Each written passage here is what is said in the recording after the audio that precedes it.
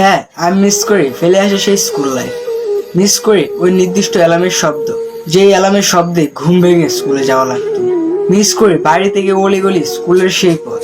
Miss করি খোলা আকাশের নিচে বিরক্তিকর সেই সময়টুকু।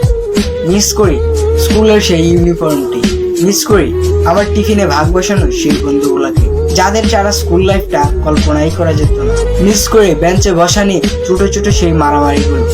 মিস করি হোমওয়ার্কের বয়ে ক্লাস ফাঁকি দেওয়া সেই সময়টুকু।